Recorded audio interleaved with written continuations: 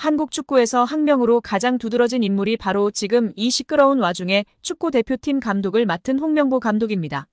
박종환 감독이 대표팀을 이끌던 1995년 한국팀은 코리아컵 준결승전에서 예선에서 쉽게 승리했던 잠비아에 패했습니다.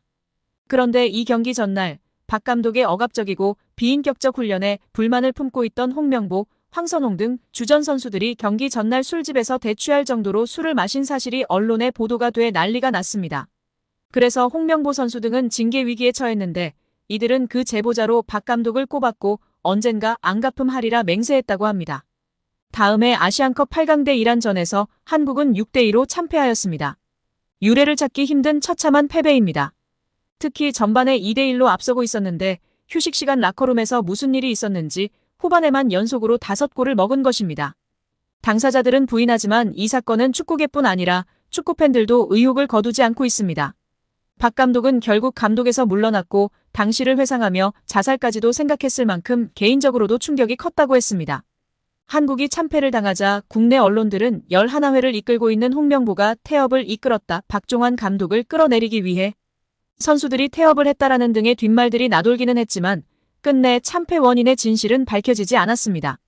당시 한 언론은 홍명보 선수가 과학적이고 체계적으로 지도하는 감독을 원한다며 스파르타식 훈련을 고집하는 박종환 감독에게 노골적인 반기를 들었지만 누구보다도 체계적으로 지도했던 아나톨리 비쇼베츠 전 감독에게도 노골적인 불만을 터뜨렸다고 전했습니다.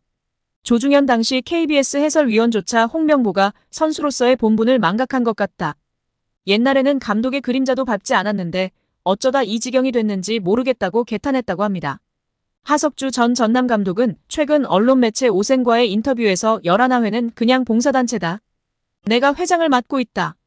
라고 밝힐 뿐 특별한 이야기는 하지 않았었습니다. 선수들을 완전히 장악한 감독은 아마 거스 히딩크 감독이 유일할 것입니다. 부임 후 선수들을 지켜본 후 그는 자신의 스타일과 맞지 않는다며 이동국 선수를 대표팀에서 탈락시켰습니다. 이동국 선수는 당시 대표팀 부동의 스트라이커였습니다.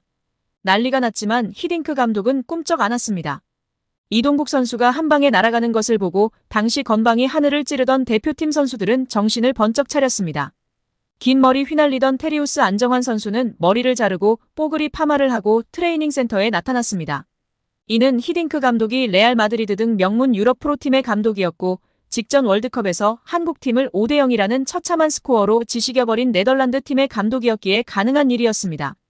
그런데 지금 월클 반열에 오른 손흥민과 차기 월클 이강인, 바이에른 민헨의 김민재 등이 즐비한 한국 대표팀입니다. 고작 K리그 선수발로 우승 몇 번 한 감독이 자기가 최고라고 자부하고 있는 상황 속에서 과연 어떨까요? 제대로 된 절차도 밟지 않은 낙하산 감독인 주제에 선수들이 너무나 불쌍할 따름입니다. 여기에 국내 방송에서 히딩크 감독이 한국과 이강인, 손흥민 등을 언급하며 이야기한 사실이 화제가 되고 있습니다. 4월 17일 방송된 유퀴즈 온 더 블럭 240회에서는 거스 히딩크 전 대한민국 축구대표팀이 출연해 한국 축구의 미래를 응원했습니다. 또 히딩크와 친분이 있는 야판 츠베덴 서울시향 음악 감독도 출연해 히딩크와 티키타카를 자랑했습니다. 히딩크와 츠베덴은 각각 축구와 음악에 있어서 네덜란드가 배출한 세계적인 거장이자 누구보다 한국을 사랑하고 인연이 깊은 네덜란드인이라는 공통점이 있었습니다. 히딩크 감독은 네덜란드와 대한민국, 호주, 러시아 국가대표팀, 레알 마드리드와 첼시, 아인트호번 등 여러 축구 명문 클럽과 국가대표팀의 사령탑을 역임한 세계적인 명장입니다. 츠베덴 감독은 줄리어드 음대를 졸업하고 세계 3대 피라모니로 꼽히는 뉴욕 피라모니 등 다수의 음악 예술 감독을 역임할 만큼 현존하는 최고의 마에스트로로 통합니다. 두 거장은 각기 다른 분야와 14살의 나이 차이에도 불구하고 사적으로 절친한 관계로 유명합니다. 전 대표팀 감독으로서 히딩크가 바라보는 현재 한국 축구의 상황은 어떨까?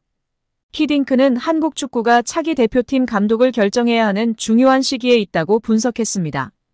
그러면서도 히딩크는 한국 축구는 제가 처음 왔을 때와 비교하면 정말 많이 달라졌다.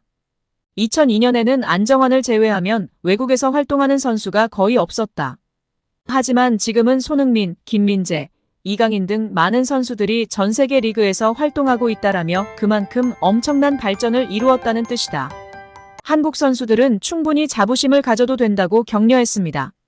마지막으로 히딩크는 위기라는 단어를 너무 남발하지 말라고 당부하면서 미래에 뭘 할 수 있을지를 생각하라, 무엇을 발전시킬지를 고민하는 것이 한국에게는 중요하다고 발상의 전환을 강조했습니다. 한국 선수들 특유의 강인한 정신력을 높이 평가한 히딩크는 앞으로도 한국 축구만의 강인한 정신을 유지한다면 더 멋진 미래가 열릴 것이라는 따뜻한 덕담을 전하며 이야기를 마무리했습니다. 정몽규 취임 후 보조금은 11년간 3배 늘었습니다. 정부 보조금은 연간 최소 110억 원 수준이며 스포츠 토토 등 복표 수익 연간 200억 원이 지원되고 있습니다. 주요국 정부 보조금 없거나 의존도 낮으며 피파 랭킹 20위권 국가들은 70% 이상이 협회장은 전문 경영인이 하고 있고 이외 축구인 등이 하고 있습니다. 우리나라처럼 재벌 총수가 회장인 곳은 단 한 곳도 없습니다. 대한축구협회에 연간 약 300억 원의 국가재정이 투입되면서 수익에서 정부 의존도가 약 30%에 달하는 것으로 나타나며 충격에 빠졌습니다. 사실상 정부 재원이 아니면 운영이 어려운 셈입니다. 미국과 일본 등 주요국은 국가보조금 의존도가 낮은 가운데 축협의 재정 자립을 촉구하는 목소리가 나오고 있습니다. 온라인 커뮤니티, SNS 등에 다시 보는 안정환이 말하는 홍명보 감독이란 제목의 게시물을 공유했습니다. 게시물에는 축구선수 출신 안정환이 2018년 10월 KBS 예능 대화의 희열 5회에 출연한 모습이 담겼습니다. 그는 당시 방송에서 홍명보 감독이 털어놓은 브라질 월드컵 회고 내용을 공개했습니다. 브라질 월드컵에서 홍명보 감독이 이끈 대표팀은 1무 2패 졸전 끝에 조별리그 탈락했습니다. 안정환은 원래 홍명보 형과 브라질 월드컵 이후 감독과 코치로 지도자 생활을 함께 하자고 약속했었다며 저는 준비가 됐는데 명보 형이 경질되면서 계획이 무산됐다고 밝혔습니다. 안정환은 경기의 결과는 감독이 책임질 몫이기 때문에 어쩔 수 없는 것이라며 명보 형이 감독에서 물러난 뒤 함께 술을 마셨는데 조금 서글펐던 한마디를 하더라고 했습니다. 이어 그는 명보 형이 대한민국이 날 버렸어라고 말했다며 한국 축구의 리더였던 홍명보 감독이 무너지는 듯한 모습에 안타까웠다고 토로했습니다. 과거 발언을 재조명하는 게시물에 누리꾼들은 그래서 이번에 울산 HD와 K리그를 버린 것이냐며 시즌 중에 팀을 떠나려고 한 홍명보 감독에게 실망감을 표출하고 있습니다.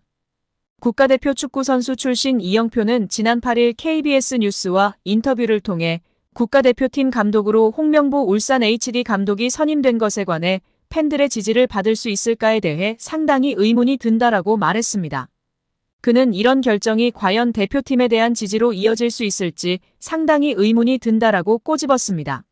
한창 치열하게 경쟁하고 있는 K리그 감독을 국가대표팀 사령탑에 앉히는 대한축구협회의 결정을 지적한 것인데요. 앞서 이영표는 10년 전 한국 축구대표팀 감독을 맡았던 홍명보에게 일침을 가해 화제를 모았습니다. 홈에서 쿠웨이트를 상대로 기분 좋은 대승을 거뒀습니다. 이후 인터뷰에 나선 이강인은 소신과 앗을 중간에 걸친 발언으로 팬들의 설왕설래를 불렀습니다. 경기 후 홍명보 감독과 함께 인터뷰를 나선 선수는 승리의 주역 중 한 명인 이강인이었습니다. 이강인은 이 자리에서 논쟁의 여지가 있는 인터뷰를 남겨 눈길을 끌었는데요. 경기장 분위기 때문이었습니다. 홍명보 감독은 한국 축구대표팀 지휘봉을 잡은 후 그라운드에 나설 때마다 팬들의 야유와 마주쳐야 했습니다. 불공정 선임 논란 때문이었습니다. 기존의 프로팀 울산을 이끌던 홍명보 감독은 대표팀 지휘를 맡고 싶지 않다는 의사를 밝혔지만 이임생 이사와의 비공식적 면담 이후 마음을 돌려 대표팀 감독에 올랐습니다. 이 과정에서 대한축구협회의 엉성한 행정력이 그대로 노출됐습니다. 특히 박주호 전 축구협회 전력강화위원은 자신의 유튜브를 통해 감독 선임 과정에 대한 충격적 진실을 모두 폭로하며 크게 주목받았습니다. 이후 축구협회 관계자들은 국회 감사에 불려가는 등 한바탕 흔들리고 체제 개혁 이야기가 끊임없이 불거졌습니다. 그러나 정몽규 축구협회장은 사연임에 성공했습니다. 홍명보 감독은 이후 행보마다 질타의 중심에 올랐습니다. 이강인은 이를 두고 기자회견 막바지에 어쩔 수 없이 저희도 협회 소속이고 감독님은 저희의 보스시다라며 너무 비판을 하시면 선수들에게도 타격이 있다. 긍정적인 부분을 많이 봐주셨으면 좋겠다는 얘기를 꼭 드리고 싶다. 그래야 월드컵에 가서 잘할 수 있다며 강조했습니다. 또 믹스트존에서도 나뿐만 아니라 모든 선수들이 그렇다. 특히 기자분들과 유튜브 쪽에서 협회에 대해 얘기하신다. 결국 팬들은 기사를 보고 얘기를 들으신다. 선수들은 좋은 분위기에 많은 팬들이 응원해주시고 관심 가져주시길 원한다. 당연히 협회도 더 잘해야 한다고 생각한다. 선수들도 알고 있으며 협회에 그렇게 말하고 있다. 비판은 할 수 있지만 과도한 비판은 좋지 않다고 말했습니다. 이 발언이 전해지는 즉시 축구팬들 사이에서는 논쟁이 오갔는데요. 일각에서는 선수 입장에서는 어쩔 수 없다 이강인을 총알바지로 내세우고 축구협회는 또 숨어서 입장 전달만 하고 있다는 옹호 발언과 좀 더 투명한 축구협회를 원했는데 어떻게 마냥 옹호만 할 수 있느냐, 이번 발언은 괜히 한 것 같다 자기 소신을 걸고 말한 박주호 선배를 바보로 만들었다는 질타가 이어졌습니다. 또한 어쩔 수 없이 라고 말한 게 가장 큰 것 같다. 어쩔 수 없이 보스라는 것이다. 결국 여러분들이 우리 보스를 협회를 혼쭐 내달라는 뉘앙스 같다. 그렇지 않다면 우리는 어쩔 수 없이 따라야 하는 수동적인 존재라는 것을 이야기하는 것 같다는 의견도 있었습니다. 이와 별개로 현장 분위기가 지나치게 감독을 보이콧하는 분위기로 흘러 선수단에도 영향이 갈 수 있다는 의견이 뒤따랐습니다. 별개로 축구협회의 감독 선임 이후 해명 및 수습 과정을 살펴보면 리스크가 큰 발언임에는 틀림없는데요.